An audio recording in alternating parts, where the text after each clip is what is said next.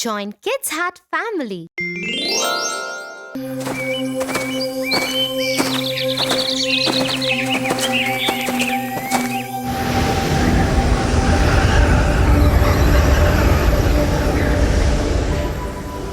Whoa, that was odd, wasn't it, Tia? Yes, it reminds me of Henry, the ghost of the Warren family house. What is Henry's story?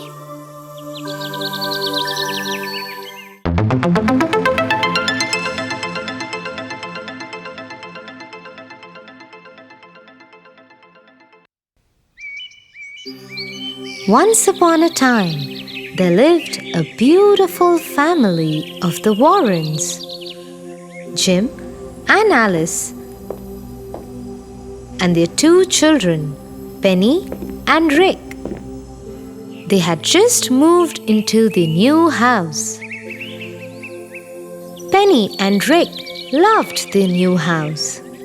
Look, Rick, I can see till the lake from my bedroom window. That's awesome, Penny. Come and see. From my window, I can see our garden. I am glad you love your rooms, children. Maybe you can tie a swing for them on the large tree, Jim. The children were excited by their mom's suggestion. They quickly went to the garden and helped their dad tie the swing for them.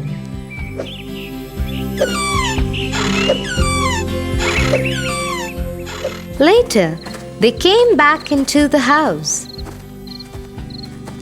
had a lovely supper, and everybody went to sleep. It must have been a few hours into the night when Rick was awakened by a noise in the garden.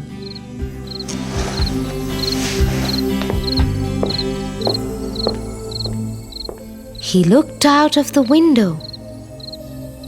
It was the swing, and someone was on it.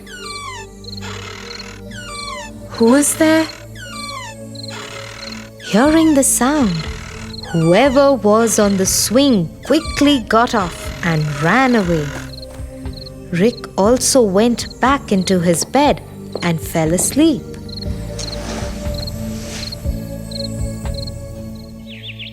The next morning, the Warrens gathered for breakfast. I saw someone on the swing last night. I couldn't see clearly in the dark, but it was someone short. What? That's not possible, honey. I'm sure it was the wind playing tricks with you. Oh, Mother, it is possible. I did see someone last night. The day wore on, and everybody forgot about the person on the swing. Rick and Penny were playing in their room when Penny called.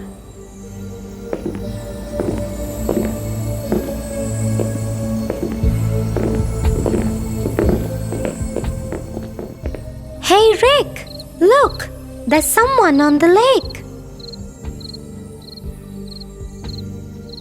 But there was no one that Rick could see. The next morning, the children told their parents about what they saw on the lake, and their parents dismissed their fears yet again.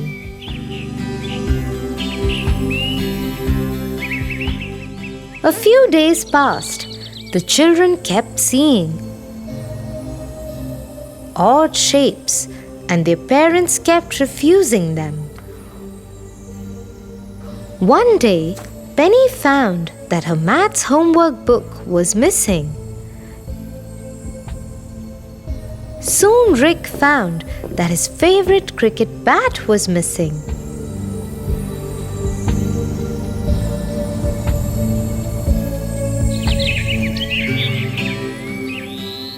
But Mom, Dad, you have to believe us.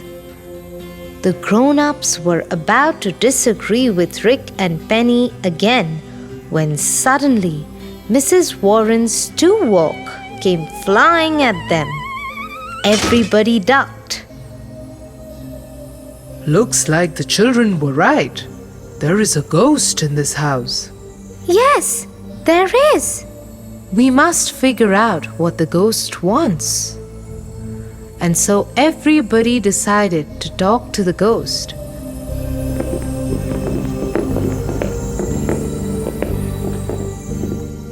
They waited in Penny's room at night, hoping that the ghost will come to take more of her books. And right as they were, the ghost came and went to Penny's desk.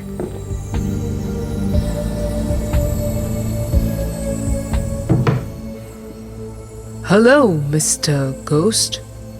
Oh, hello there. Everybody was shocked. The ghost was no more than a boy. How can we help you? Help me? Really? Yes, we would love to. That would be nice. I am stuck here like a ghost because I died before my last wish was not fulfilled. Really? Tell us, please. How can we help? My name is Henry. I was a very good student and I loved math.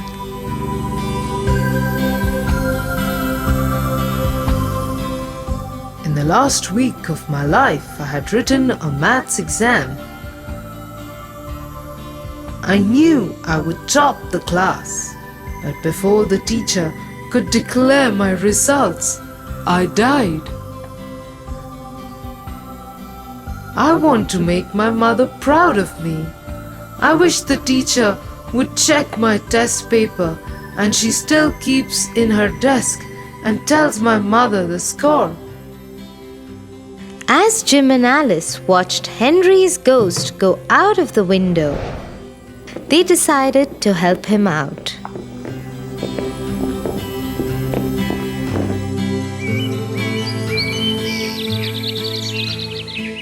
The next morning, they inquired about Henry's school and teacher.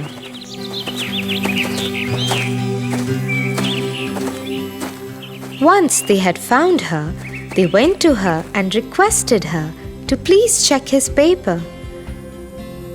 Just as Henry had said, he scored the highest in class. Next, we must find Henry's mother. Let us talk to the principal.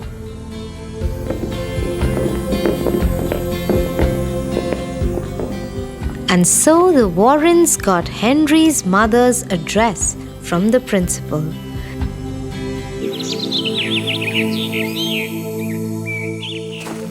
They set off towards this address. They found Henry's mom and explained their case to her. Is my Henry all right? Yes, ma'am. And he loves doing math. And he wanted you to have this. My son Henry, he stood first in class again. I am so happy. Suddenly, Henry appeared in front of her mother. Mother, I am so happy to see you. I kept my promise, Mom. I came first in class. All I wanted was for you to know that I came first. I feel free to go now. Henry, my son, I will always be proud of you. Jim, Alice, Rick, and Penny, I will never forget this. Thank you so much. As everyone watched, Henry turned into a bright light and vanished.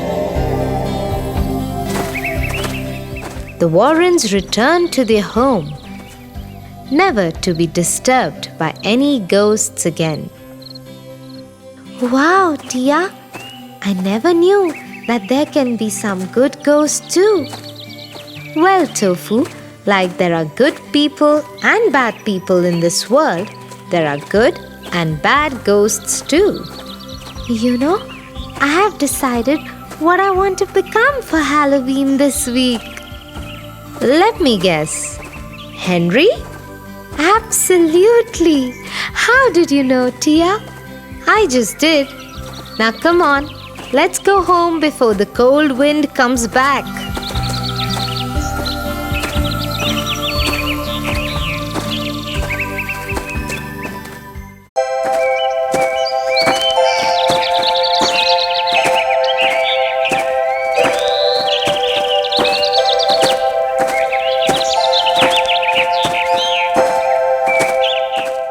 You know, my friend John stays with his cousins.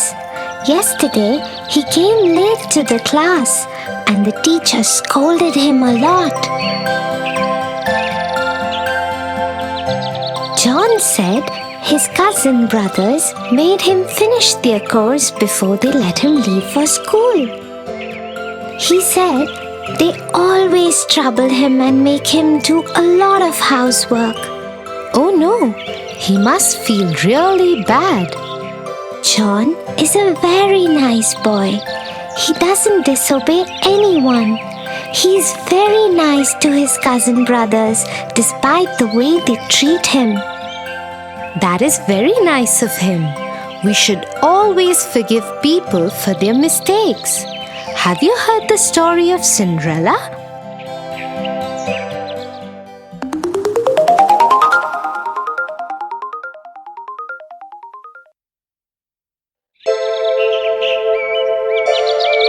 Once upon a time, there lived a young girl called Cinderella.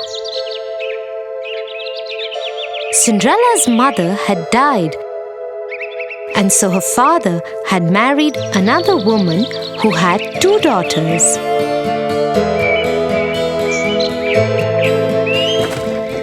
One day, Cinderella's father went to work and never returned. Cinderella was left at the mercy of her stepmother and 2 stepsisters who made her do all the work of the house. Cinderella, it's morning already. Where is our breakfast? Just a moment, stepmother. I am just bringing it out. As soon as Cinderella had laid the breakfast, the stepmother and stepsisters started eating it. Cinderella served her own plate too and was about to eat when her stepsister pushed her own plate away. Yuck!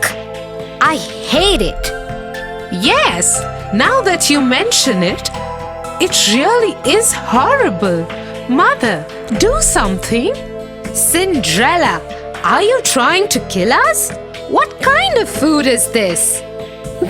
But stepmother, I have made it the way I always make it. How dare you argue with me? Go and make new breakfast for us. Don't you dare do anything else till we have had our breakfast. And this is what went on in their house every day.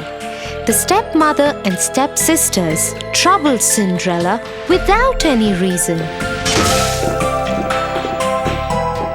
But Cinderella loved them still and never ever complained.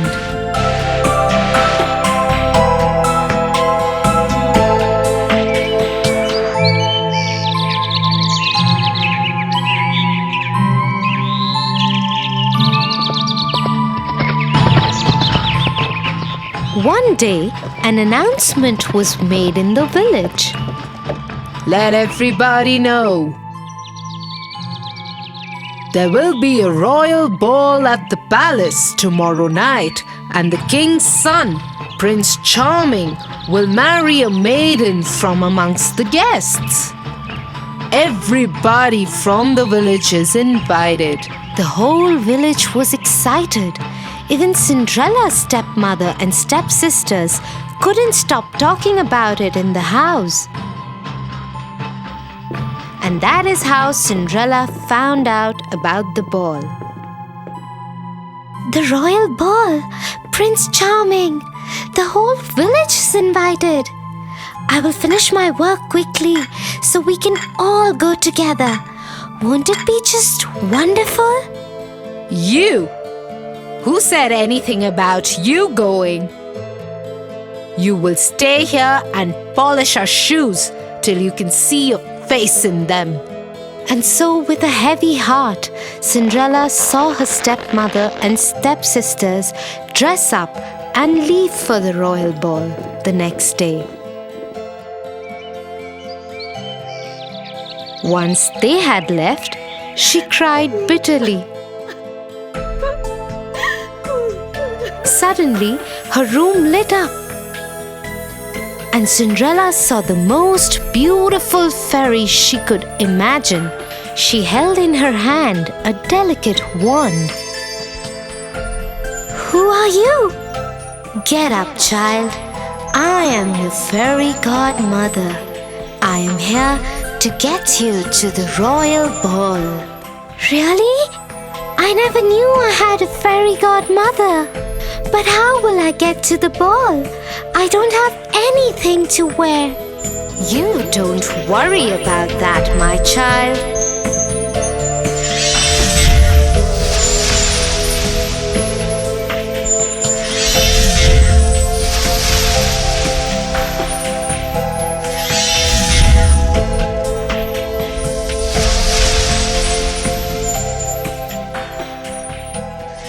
And so, in just a few minutes, Cinderella was ready for the royal ball.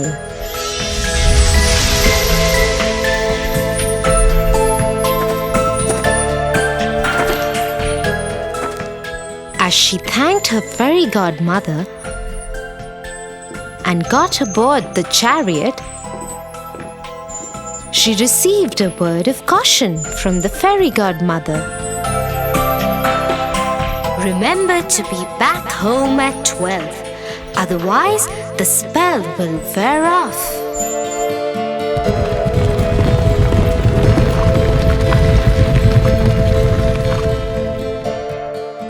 Soon Cinderella arrived at the palace.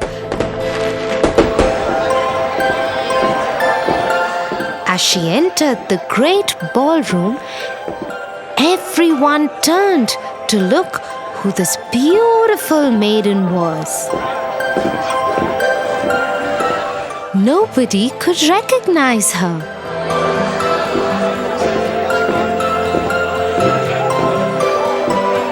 Not even her own stepmother and stepsisters. Prince Charming walked to her. May I have this dance with you? Yes, Your Highness. And so Cinderella and Prince Charming danced together throughout the evening.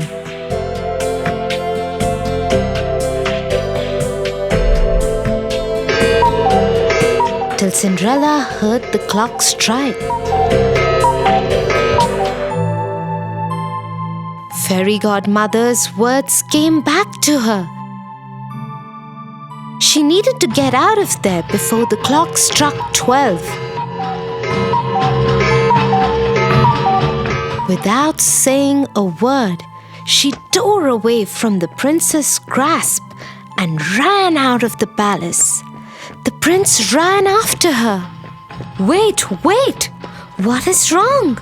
Why are you running? I don't even know your name." But Cinderella dared not wait or even look back. Her beautiful gown was already turning into rags again. Her hair was coming loose from the perfect bun that the fairy godmother had made for her. She didn't even stop when one of the glass slippers came off her foot and fell in the palace driveway.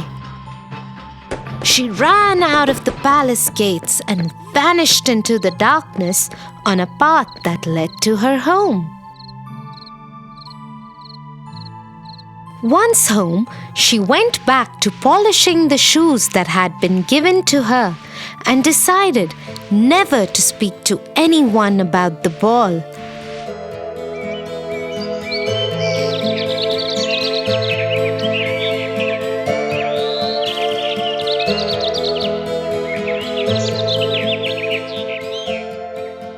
A few days later, 2 men from the palace showed up at their door.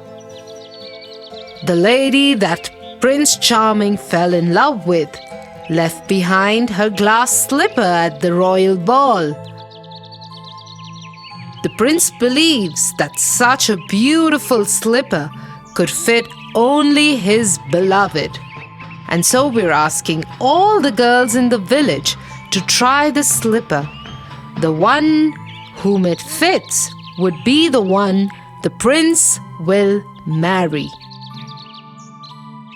If you have any girls in the house, please ask them to try the slipper. Oh, yes, yes. I am sure it was one of my daughters. The slipper would fit one of them. And so both the stepsisters tried to fit their foot into the slipper one by one. They pushed and pushed, but couldn't get their foot in. Looks like it wasn't your daughter's after all. Is there any other young lady in the house? No, there isn't. You can leave. As the king's men made ready to leave, suddenly the door of the house was thrown open.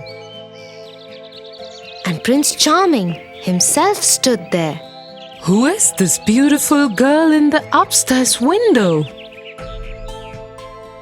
Madam, you have lied to us. I demand that the girl be called forth and try the slipper. Yes, but she is only a servant girl. Nevertheless, Cinderella, come down here at once. Yes, stepmother.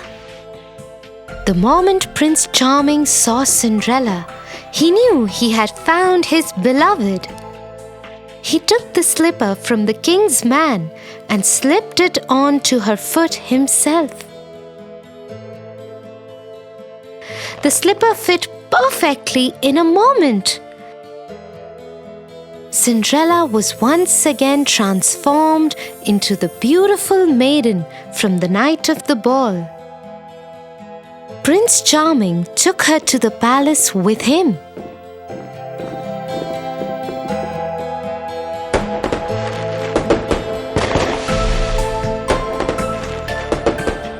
He ordered that the stepmother and stepsisters be punished for lying to the king's men and treating Cinderella so badly and rudely. But being the kind-hearted person that she was, Cinderella asked for them to be forgiven. The prince fell in love with her even more for her generosity, and they lived happily ever after.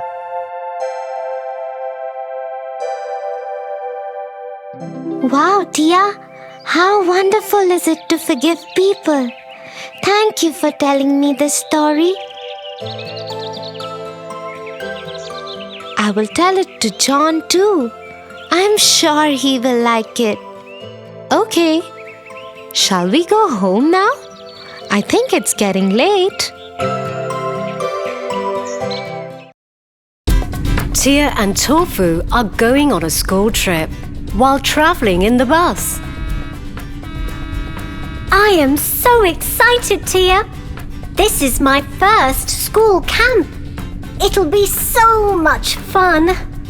Tofu, I know you are excited, but you should remember what parents told us.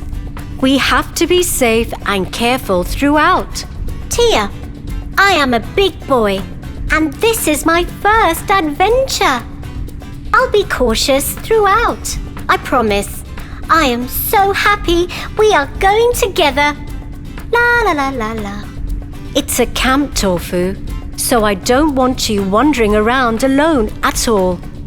We'll have lots of fun, but we'll stick together and be like a team. Like Batman and Robin. like Hansel and Gretel. Hansel and Gretel? I haven't seen that movie. It's not a movie, little one. It's a story of two siblings, just like us. I think this is the best time for me to tell you this story. So, sit tight.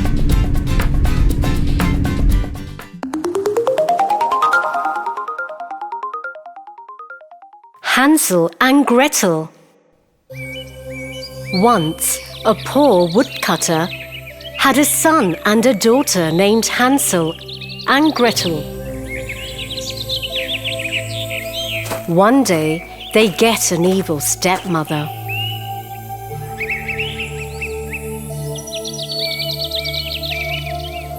One night, the stepmother tells the woodcutter, The kids eat too much. We'll be starving soon.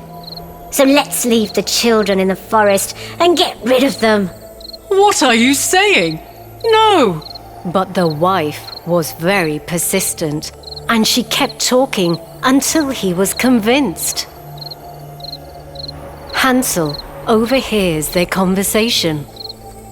So that night, Hansel goes out and collects shiny white stones.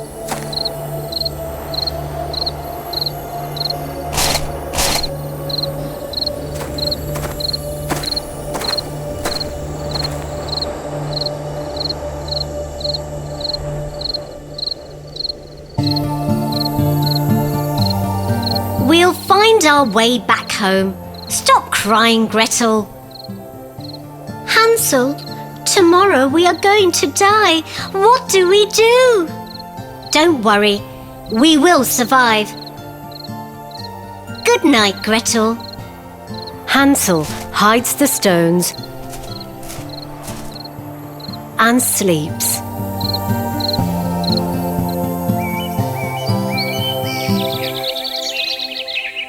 The next morning, the stepmother takes the kids to the forest.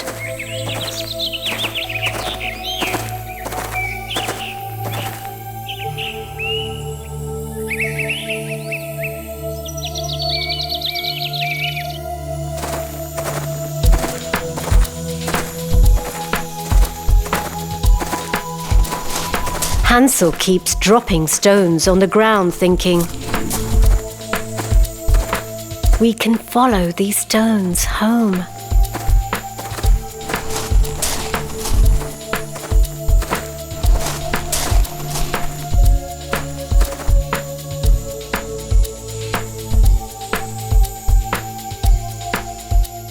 Children, wait by this big tree. Just sit quietly here and I'll be back to get you. But she never comes back to get them. Let's wait for nightfall, Gretel. I dropped a trail of white stones all the way here. So, with the moonlight shining on them, we could get back home. I am so scared.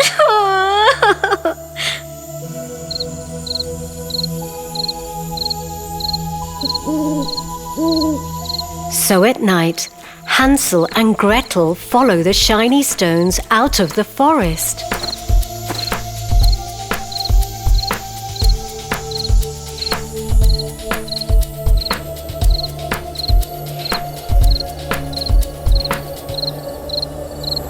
The stepmother was secretly angry. A few days later, the stepmother again tricks the children. Let's go have a picnic in the forest. Here, take this bread to eat later.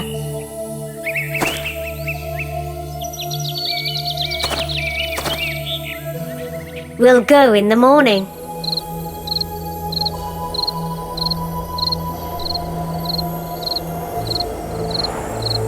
This time, the stepmother locked their room at night, and so Hansel couldn't pick up any shiny stones.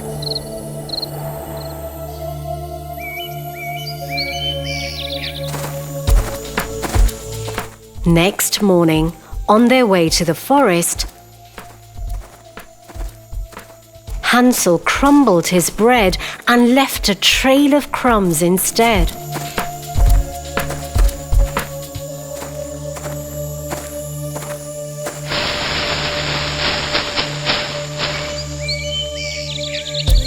Deep in the forest. This looks like a good spot.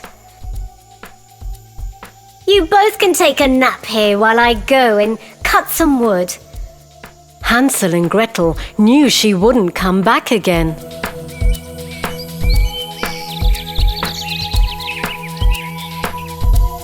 They slept.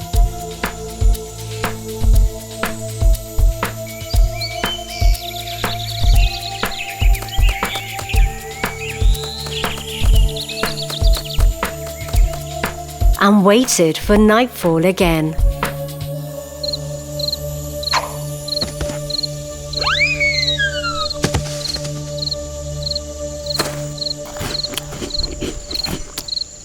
When they woke up, the birds and wild animals had eaten up all the crumbs. Now we will never find our way home. I am so upset for us, Gretel. Hansel, don't lose hope. Let's walk and maybe we find our home.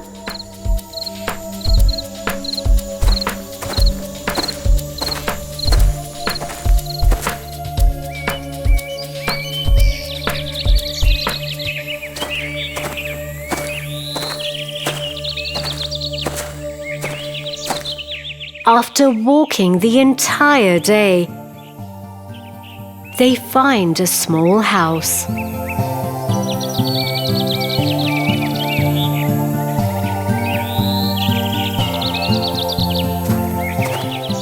Look there! A cookie house! Wow!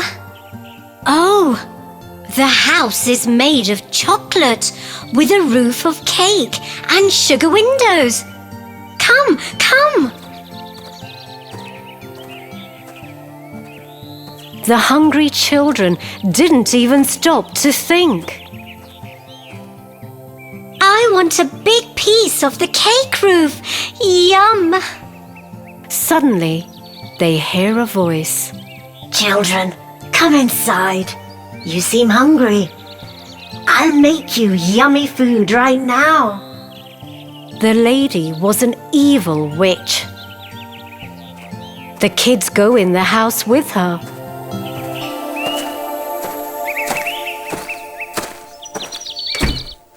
It's a trap. I like to eat kids. I made this house to lure you in. Now I'll fatten the boy up and make a tasty treat for myself. Her eyes were red.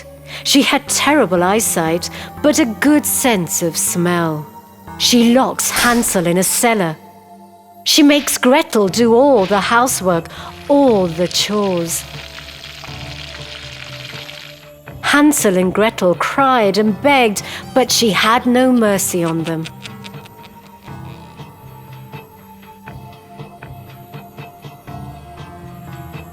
Come on, girl.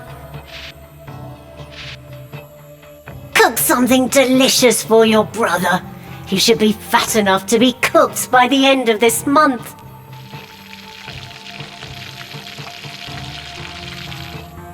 A week passed. Hansel ate delicious food, while Gretel was always hungry. Every morning, the old witch went to Hansel's cellar and shouted, Show me your fingers, boy. Let me check how much fatter you've gotten. but Hansel would always stick out a little bone for her to feel, because the witch couldn't see very well. She was furious that Hansel was staying so thin. One day, she lost her patience and shouted at Gretel. I don't care anymore. I'll cook thin Hansel today and eat him anyhow. And start the oven. Gretel had no choice, and she started doing what the evil witch told her.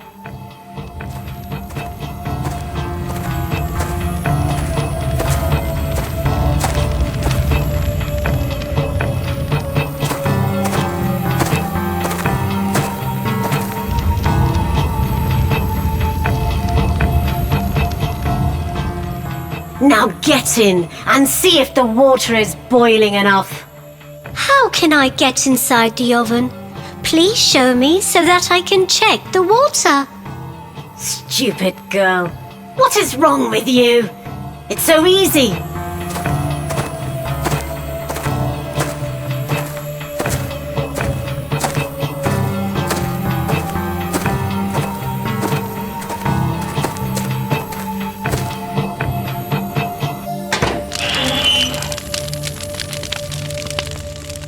Look, you just need to step here and... Gretel cleverly pushed the old woman in the oven and shut the door. The vicious witch burned to a crisp. Gretel rushed to the cellar and set Hansel free. Hansel, my dear brother, the witch is dead.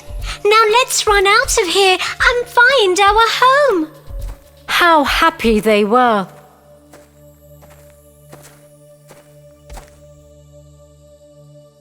While running out of the house, they saw wooden chests all over in the witch's room.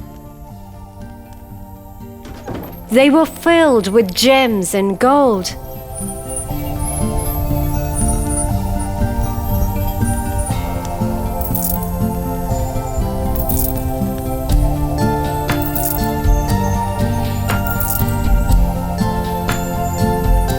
The children filled their pockets with as many gems as possible and left the house.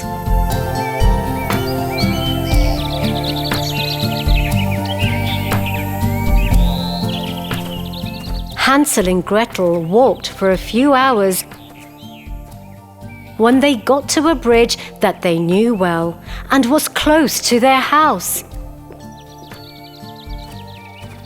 Look! Father! Father!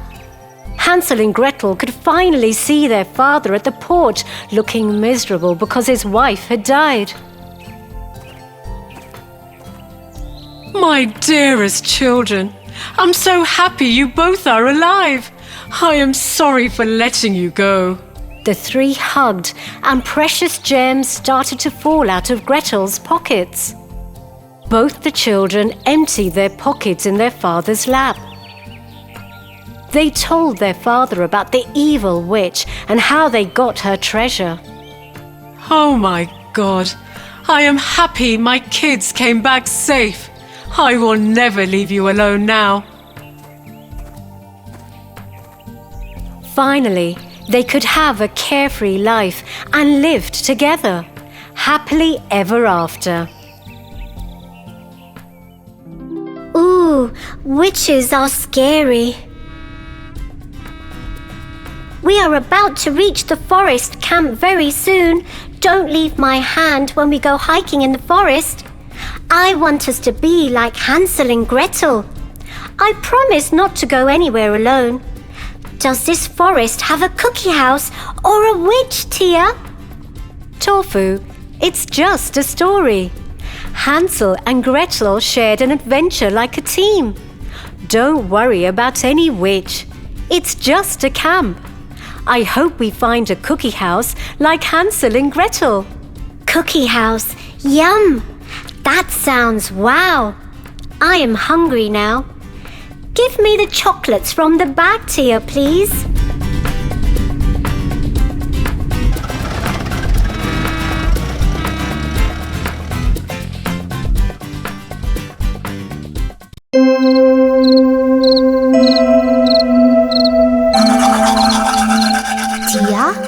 Today, our teacher spoke to us about putting others first before our own needs.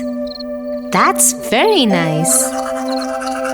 Tell me something, Tia. Even if it makes them unhappy, do people put others before their own needs? Some people who have a really nice heart do. I remember the story of the happy prince. Do you want to hear it, Tofu? Yes.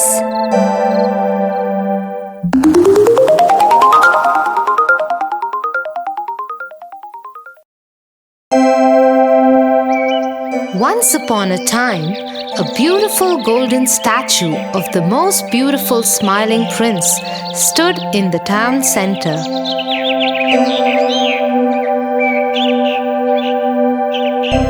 It was covered with gold leaves and had eyes made of blue sapphire.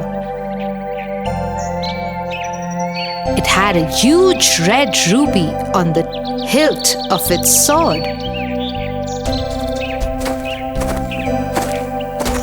Everyone who ever saw the happy prince fell in love with it. The baker, whose flour had just fallen on the floor, saw it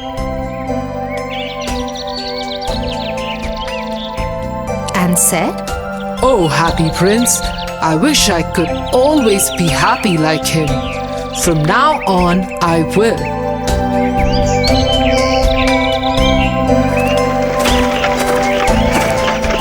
The schoolgirl, whose mother wouldn't buy her ice cream, saw the happy prince and said, Oh, the happy prince. I wish I could always be like him.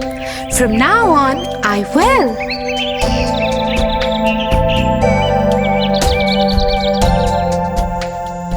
At the same time, in the forest near the city, a swallow asked his new bride, My love, all our friends have left for Egypt for the winters. There, they will see the Pharaoh's palace and bask in the sun in the royal gardens. They will enjoy many fruits and berries of different kinds. We must join them there. but his bride just nodded her head to say no. We will come back after the winters.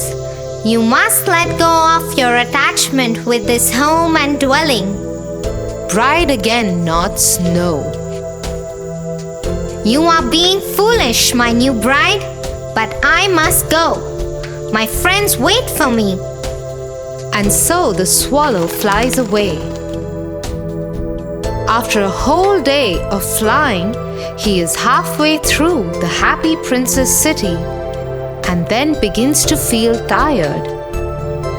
I think I will rest the night here and start again for Egypt tomorrow. This golden statue is very beautiful. I will rest between his feet. Just as the swallow was about to sleep, a large drop of water fell on him. What? Where did this come from? The sky is clear. Just as the swallow was getting ready to sleep again, another large drop of water fell on him. When he looked up, he saw that the prince was crying.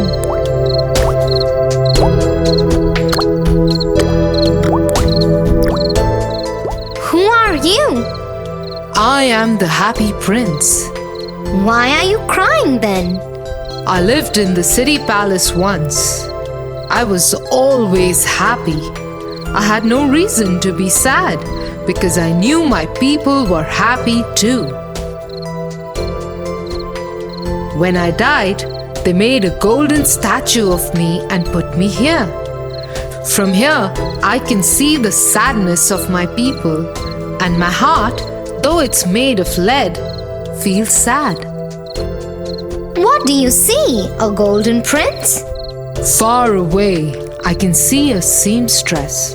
Her fingers are red and bloody from endless stitching.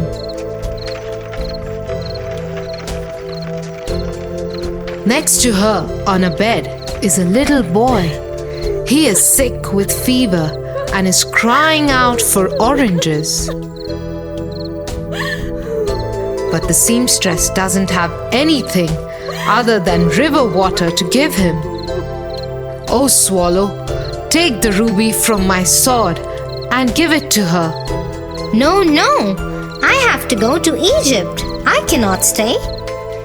And if I go to the seamstress's house, I won't be able to reach Egypt. Please, swallow, the child is very thirsty. Well, okay, I will go. So the swallow took the ruby from the hilt of the prince's sword and flew to the seamstress's house. By the time he got there, the tired seamstress had fallen asleep on her working table. So the swallow kept the ruby on the table. Then he flew around the sick boy's bed, flapping his wings.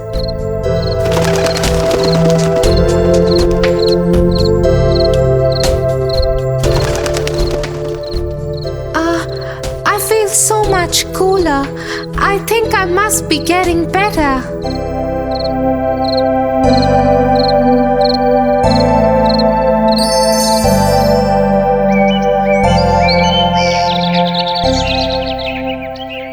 By the time the swallow returned, it was the next night.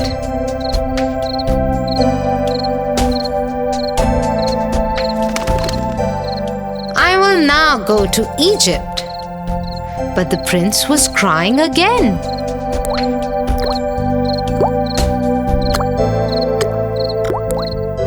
I can see a hard-working man filled with despair. He is a writer and must finish his next play soon. But he is tired because he has no food to eat. Won't you stay another night and help that man? Okay, one night it is. Should I take another ruby to him? Alas, I have no ruby to give him now. But my eyes are made of sapphire. Take one of my eyes. No, no, I cannot do that. But I order you to do so. And so the swallow plucked out the prince's eye and flew away to the writer's house.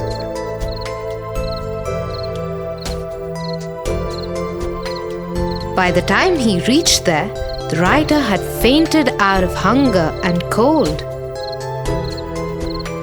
The kind swallow put the sapphire on the writer's desk and collected dry twigs and lit a fire for the writer before he flew back to the prince.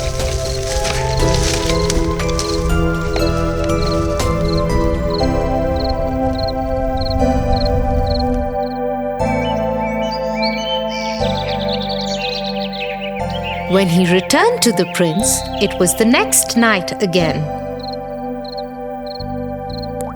And once again, the prince was tearful. What is wrong, Prince? In the square, I can see a match girl crying. All her matches have fallen into the gutter and got spoiled. No one will buy them now. She is afraid her father will be angry when she goes home without any money. Please, swallow, take my other eye and give it to her. No, no, I cannot do that. You will become blind. But I order you to do so. And so the swallow plucked out the prince's other eye and took it to the little girl. The girl became very happy when she saw the stone and went home skipping.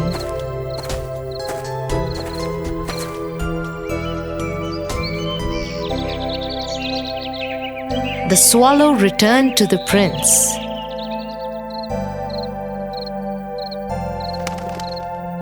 Now you can go to Egypt, my friend. No, now I cannot go, my friend.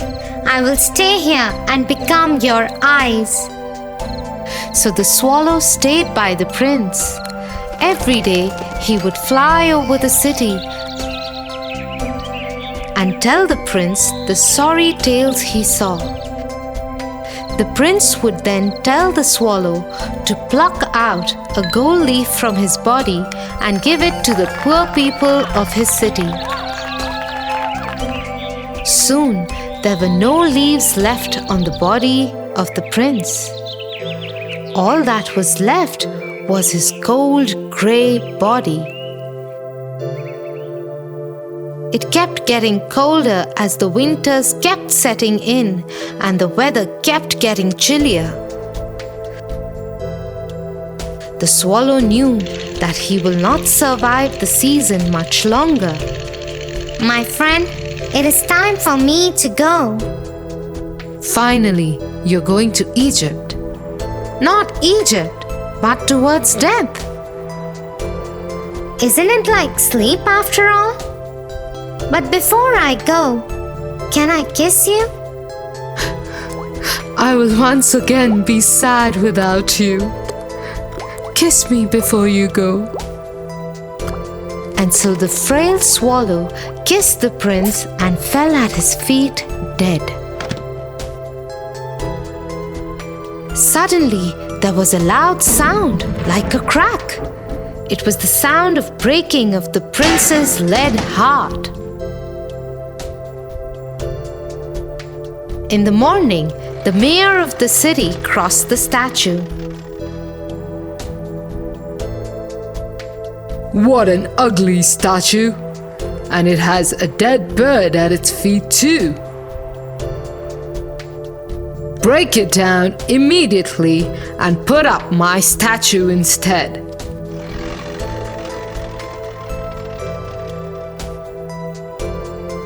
A few hours later, when the mayor's men broke the statue apart,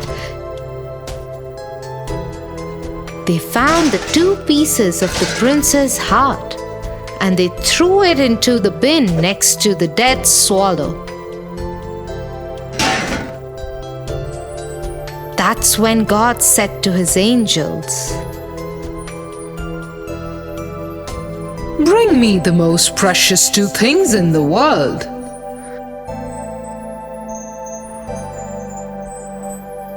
And they took the dead swallow and the prince's broken heart to God. Well chosen, my angels.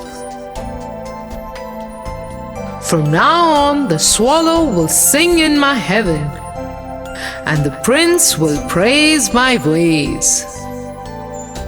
So you see, Tofu, even if you forgo some happiness by putting others before you, there are always better things waiting for you.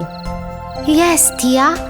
Now I understand what my teacher was talking about.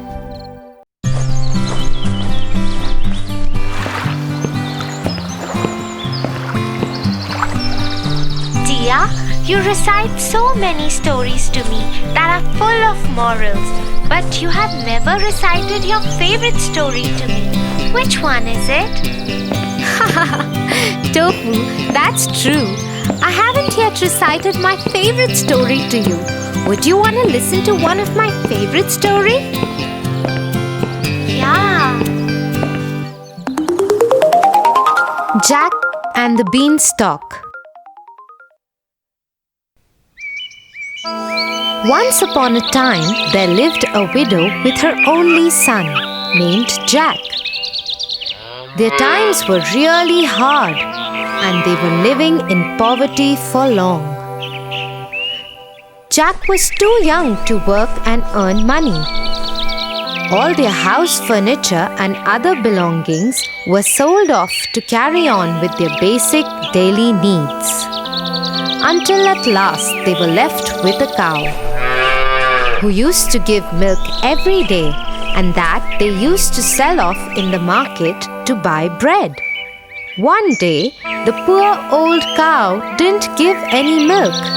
That's when Jack suggested his mother, I think we should sell off this cow and get a good return in bargain. So Jack left to sell off the cow in the market. On the way, he met a butcher. Oh, where are you going, Jack? I'm going to the market to sell off this cow for a good bargain. Oh, why take the trouble to go that far? I have a very good deal for you. He took out 5 strange-looking beans from his pocket and handed them to Jack. Jack looked little hazed as to what kind of good bargain it is. Oh my God! They are so beautiful. What do you call these? Beans, magical beans. If you plant them overnight, by the next morning, they will grow up and reach the sky. Wow! Mother would be so happy to see them. Thank you, Mr. Butcher. And off went Jack happily to his mother and showed her the magical beans. But to his disappointment, she only got angry at him and shouted. Off you go to bed right away. She threw the beans outside the kitchen window and into the backyard and went off to her bed, crying and weeping. The next morning, when Jack woke up, he saw outside his window, and to his surprise, he saw a great beanstalk reaching up to the sky. Oh my God! This beanstalk is so huge! I need to climb this up to see where it leads to. He climbed up and up and up till his home looked a mere spot on the ground. At last, the stalk ended and Jack found himself in a completely different place. But suddenly, a beautiful lady appeared and said, Hello, Jack. You don't know me, but I know you and everything about you. The castle you see there belongs to a giant who stole all your father's money and killed him. Your mother had kept this secret from you to protect you. He owes you, Jack. The lady disappeared in thin air. Jack kept standing there and thinking. He surely owes me and my family. Far away, where the road ended, he could see a huge castle. He went up to the castle and knocked on the huge door. A giant woman opened the door. She looked scary and howled at Jack. What do you want? If you please, ma'am, would you kindly give me some breakfast? I haven't eaten anything since yesterday. The giant woman, though looked cruel and ugly, had a kind heart and offered Jack a huge plate of English breakfast, but warned him. You must finish quickly before my giant husband comes back and eats you. Then suddenly there was a huge knock on the door, and the wife picked up Jack and hid him in a huge empty kettle. As the door opened, the giant entered and roared. Fee, fee, fo, fum. I smell the blood of an Englishman.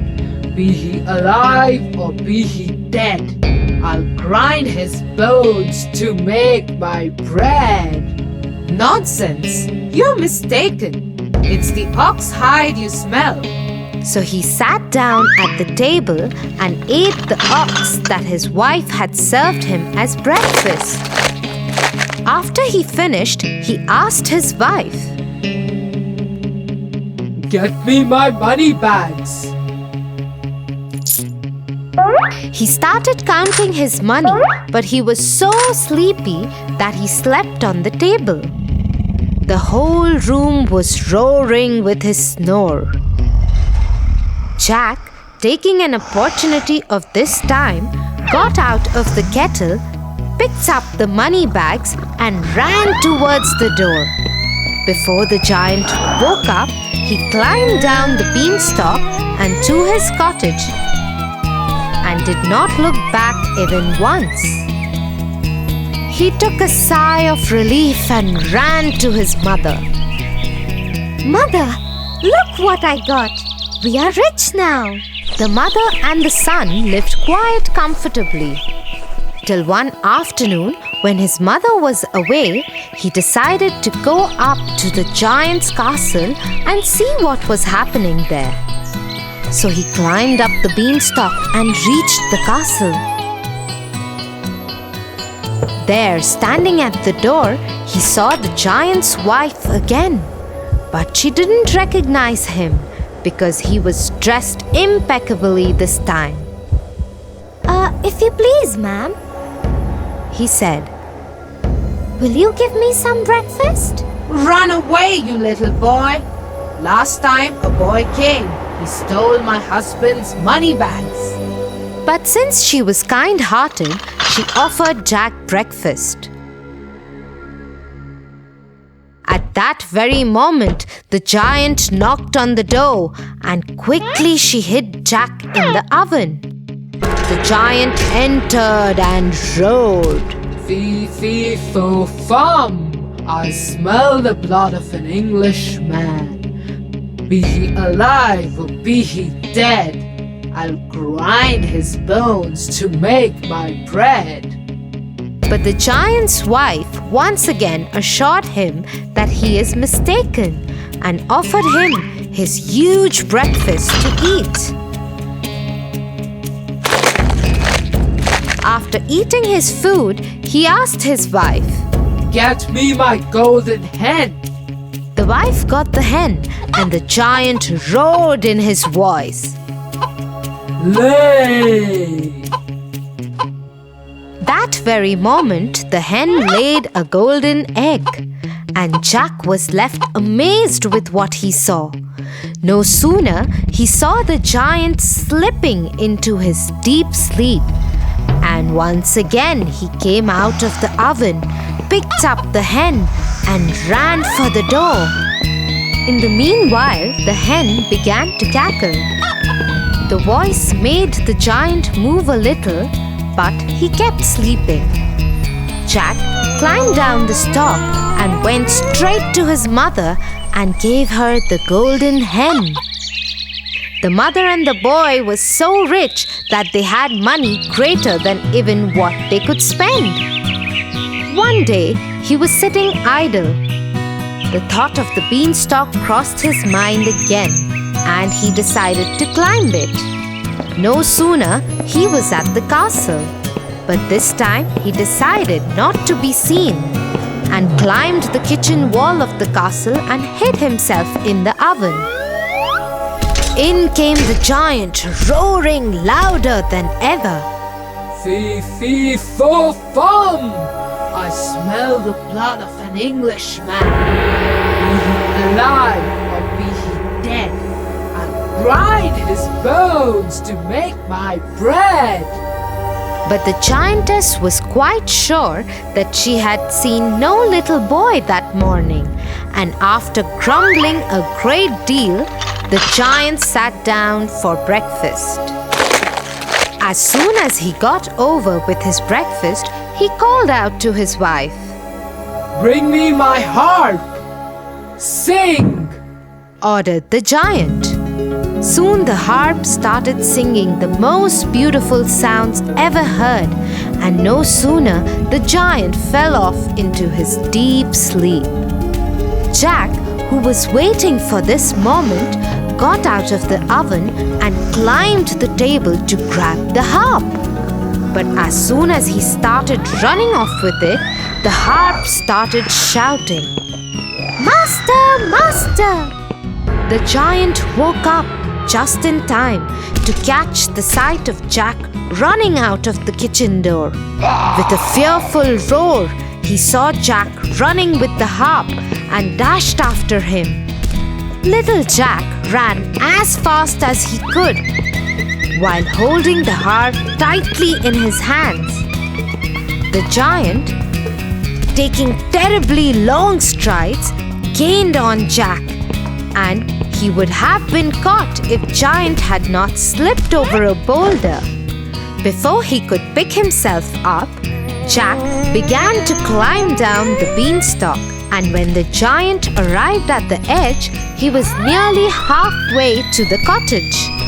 The giant began to climb down too, but as soon as Jack saw him coming, he called out, Mother, bring an axe. The widow hurried out with the chopper.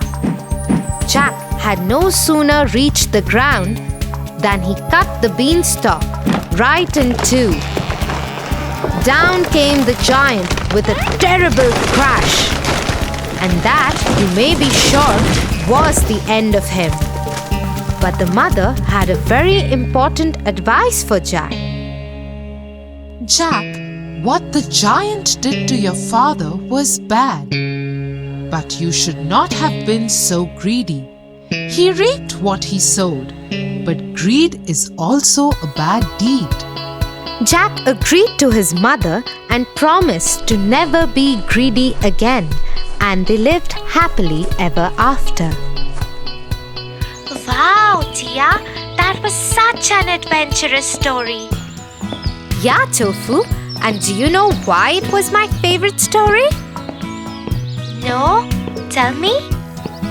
The story was about a brave boy who wanted to fight against poverty, and in a way, he got a chance to take revenge of his father too. But in the process, he forgot that harming the giant again and again was not ethical, and stealing from the giant's house was also against his morals. Oh, that's quite a heavy thought for my little brain. Ha ha ha! Let's go. We are late for dinner. Mom must be waiting.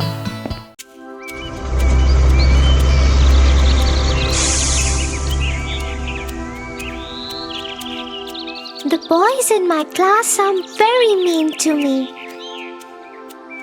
They are so tall and big that I always have to listen to whatever they say. I am afraid to disagree with them. Size has nothing to do with courage, Tofu. You don't have to be afraid just because you're short. Have you heard the story of Peter Pan?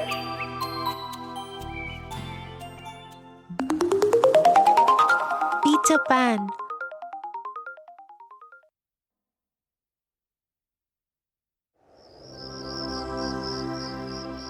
Once upon a time, in London, the Darlings went out to a dinner party, leaving their 3 children, Wendy, John, and Michael, at home.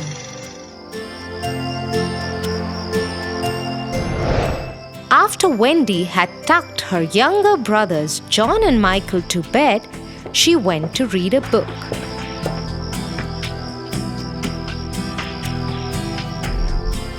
She heard a boy sobbing outside her window.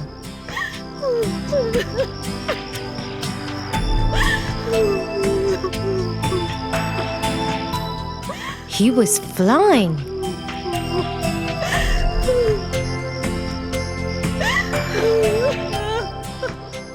There was a little fairy fluttering around him. Wendy opened the window to talk to him. Hello, who are you? Why are you crying?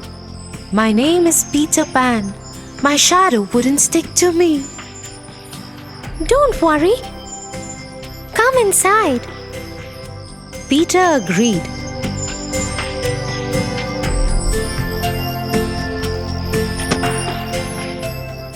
Wendy took his shadow and sewed it to his shoe tips. Now his shadow followed him wherever Peter Pan went. He was delighted. Thank you so much. Why don't you come with me to my home? The Neverland. I live there with my fairy Tinkerbell. Oh, what a wonderful idea! Let me wake up John and Michael too. Could you teach us how to fly? Yes, of course. Get them. We will all fly together. And so it was. 5 little figures flew out of the window of the Darlings and headed towards Neverland.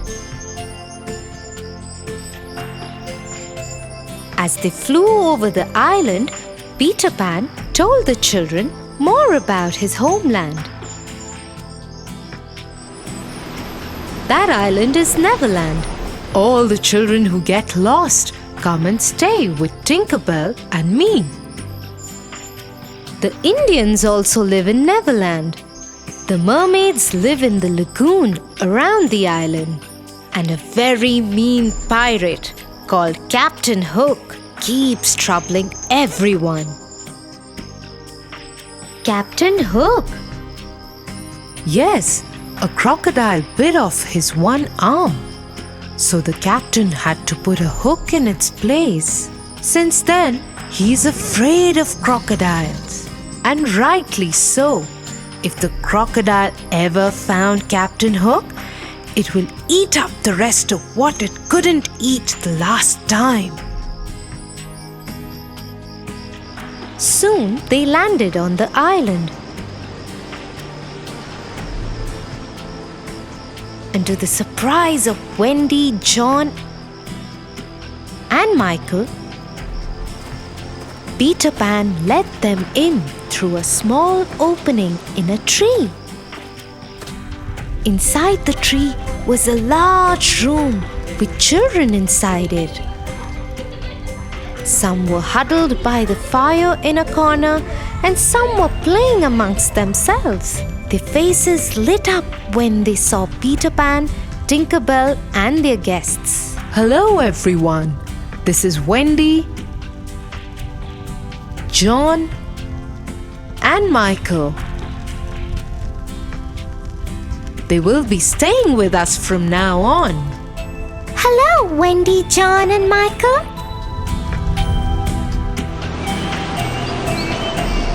A few days passed, and they settled into a routine.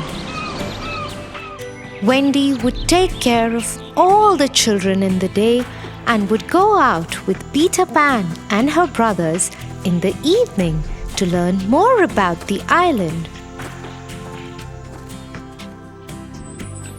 She would cook for them and stitch new clothes for them. She even made a lovely new dress for Tinkerbell.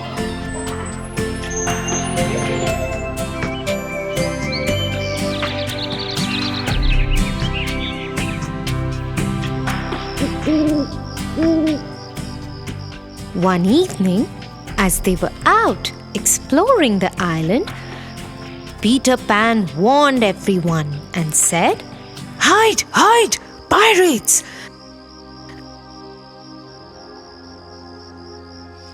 And they've kidnapped the Indian princess, Tiger Lily. They've kept her there, tied up by the rocks near the water. Peter was afraid, and the princess would drown if she fell into the water. So, in a voice that sounded like Captain Hook, he shouted instructions to the pirates who guarded her. You fools! Let her go at once! Do it before I come there, or else I will throw each one of you into the water. The pirates got scared and immediately released the princess. She quickly dived into the water and swam to safety of her home.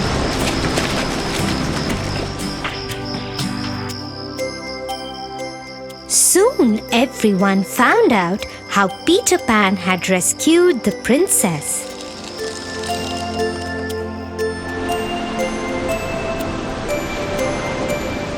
When Captain Hook found out how Peter Pan had tricked his men, he was furious and swore to have his revenge.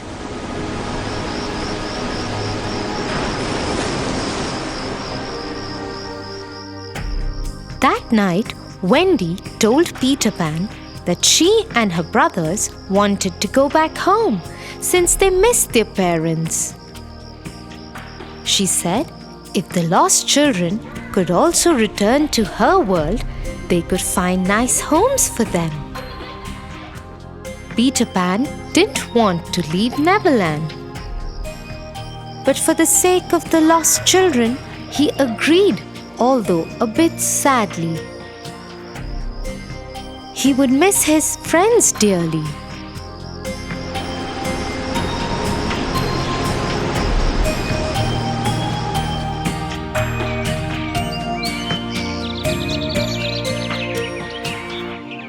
The next morning, all the lost children left with Wendy, John, and Michael.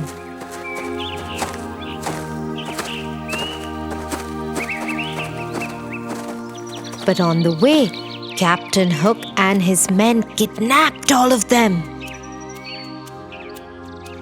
He tied them and kept them on one of his ships.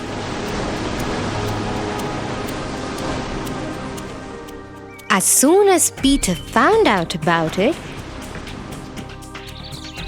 he rushed to the ship. He swung himself from a tree's branch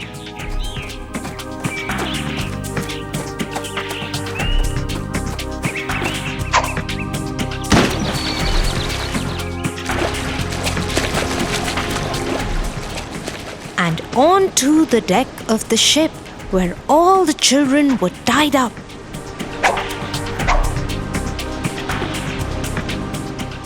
He swung his sword bravely and threw over the pirates who tried to stop him. Quickly, he released everyone from the captor's ties.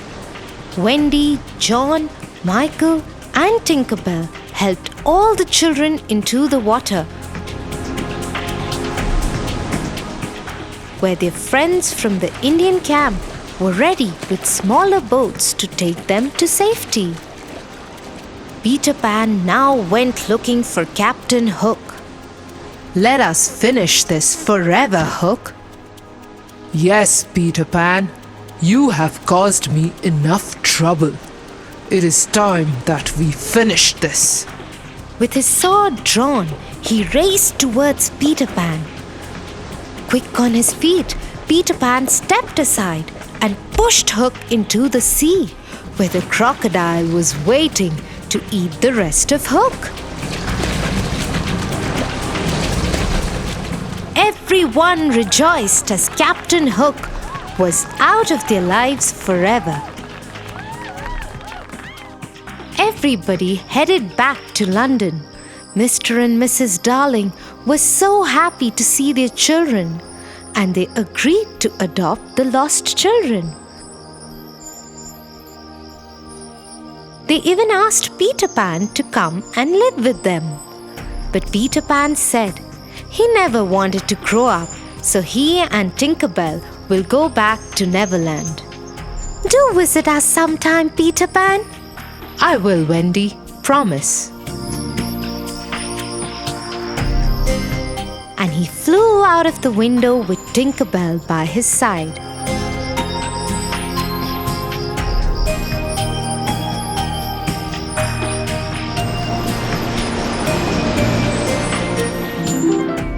Thank you, dear. I feel much better. The next time the boys are mean to me, I will find a nice way out. Very good, Tofu. Now come, I can see Mom's car right there.